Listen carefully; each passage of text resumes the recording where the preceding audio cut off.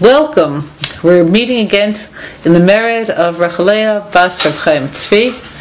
Okay, we're having a shiur today on a topic that's not discussed that much when talking about Purim. You know, I want you to picture it. Here it is, you're telling the Purim story over to your children or to your class, and there's the happy ending. Lahayudim hayta ora v'simcha v'sason v'yakar. Beautiful. Okay? That's not the last pasuk, but that's clearly, in many regards, the climax. And the curtains go down, and the Jews are saved, and Mordechai is now Mishnah leMelech Achashverosh. What happened to Esther? What happened to her the next day? The day after that? This is something that people often don't discuss. So our topic today is going to be the day after Purim. So what happened then? Esther was still locked into her disadvantageous marriage to Achashverosh. So although the Gemara says that she had the freedom of movement that was great enough, that since she never went willingly to Achashverosh, she could immerse and be with Mordechai and then be taken by Achashverosh at some future time. It's terrible, terrible, terrible fate. Now, I want you to think more about who Achashverosh was. You know, we tend to reduce everybody to these two-dimensional, stereotypical images. Achashverosh Harasha. Why? Because he wanted to kill the Jews. So now that he didn't want to kill the Jews, presumably he's Achashverosh, nice guy. But I want you to think about the implications of some of the things that we saw in the Megillah.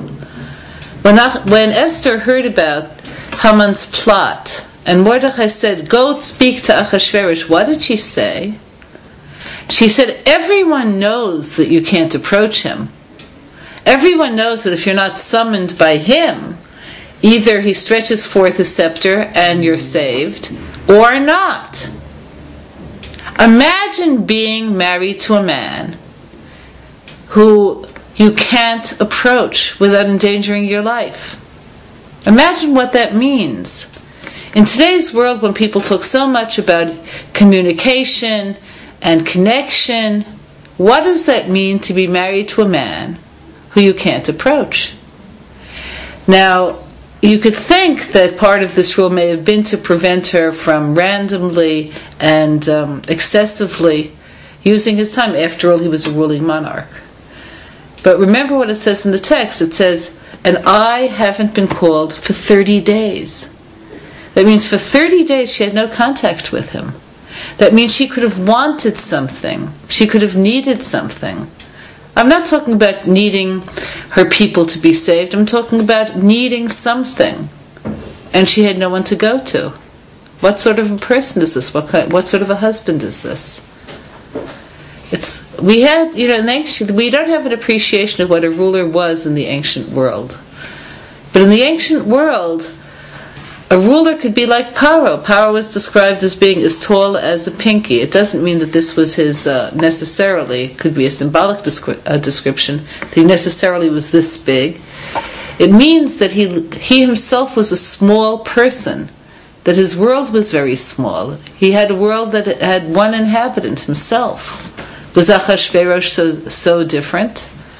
What do we know about Achashverosh? Maharal tells us about the drash Achei Varosh. He was the one who would bring about impoverishment. So this would mean not only his taxation or his policies, but his mentality was one in which everybody else was there for him to take from, for him to use.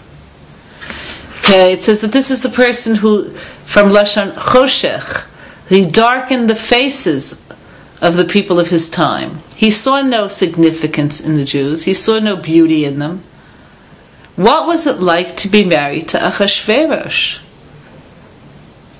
Sounds even worse than being married to the next best boy in the yeshiva. Okay, what was it like to be married for him? Could only have been hell. Okay, so let's now talk about Esther to understand who she was. Esther min haTorah minayin. How do we have a hint at Esther in the Torah? As we know, it says, Hastir astir et panai. Hashem says, I'm going to hide my face, and I will hide my face in the future.